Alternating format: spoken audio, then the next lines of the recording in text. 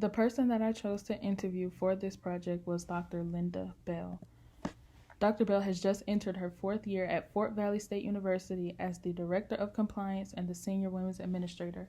She played and was the captain of 3 sports teams at St. Paul's College in Lawrenceville, Virginia, where she played volleyball, basketball, and softball. Along with her current position at Fort Valley, Dr. Bell also serves on the NCAA Division II Championship Committee and serves as the Senior Women Administrative Chairperson for the SIAC, co-chair of the SIAC Volleyball Committee, and co-chair of the SIAC Tennis Committee. Along with all of the professional hats she wears, Dr. Bell is also a proud mother of 2 daughters. So my first question for Dr. Bell was about if she believes that the glass ceiling exists. She feels that it depends on the organization at hand.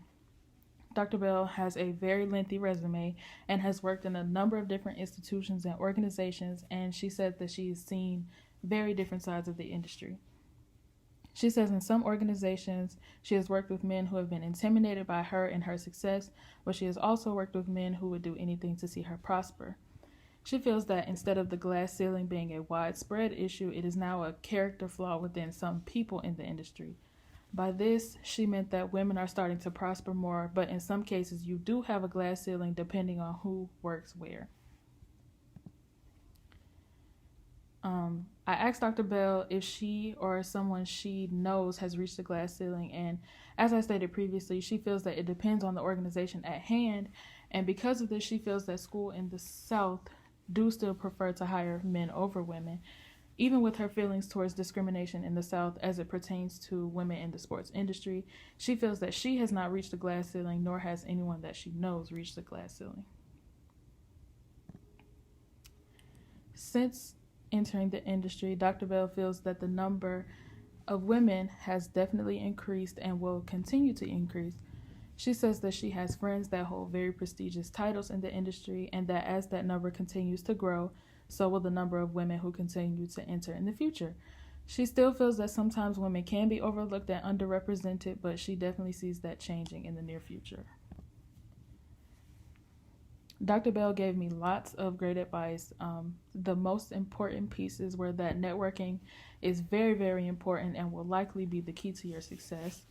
She says it's important not to hold yourself to one area, college, state, or organization in general. You have to be willing to expand and travel in order to climb the ladder.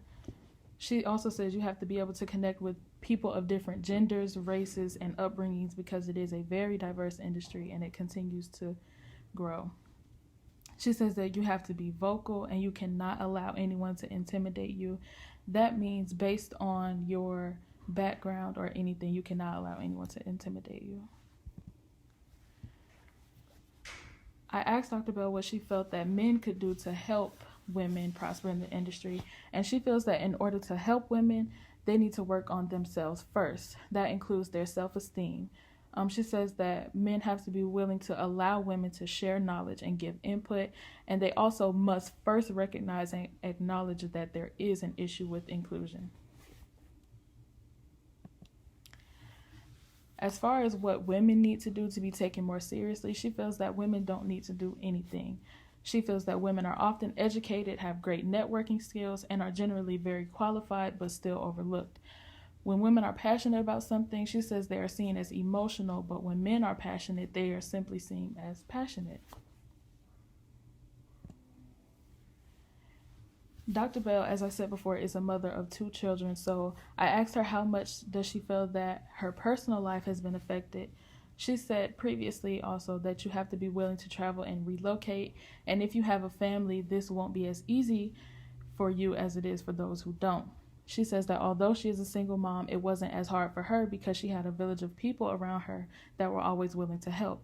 She also said that she has always been blessed with bosses who understood that her children come first, which she says is rare in the industry. Also, in situations where her family and friends could not help, she brought her children along with her.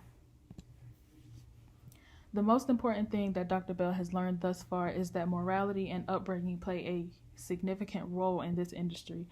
There are times when men know that a woman is more qualified for a position and refuse to give it to them. She also feels that men who are raised to give women the utmost respect often don't struggle with inclusion.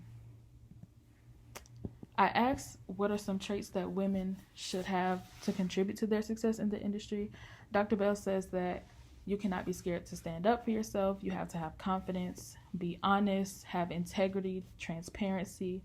You have to operate in excellence, and you have to be very optimistic.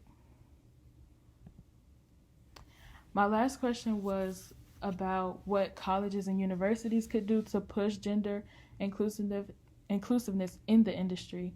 And she said first that they could hire more women in higher up positions for representation. They also should be able to communicate and be respectful to those who don't look like you. Colleges could also follow Title IX more closely, as she feels most universities do not. Teach students that there are opportunities in the industry everywhere outside of just playing a sport or coaching a sport, and make everyone equally represented. So my interview with Dr. Bell was probably about 15 to 20 minutes long, and she gave me a lot of great advice, as I said in the slide before.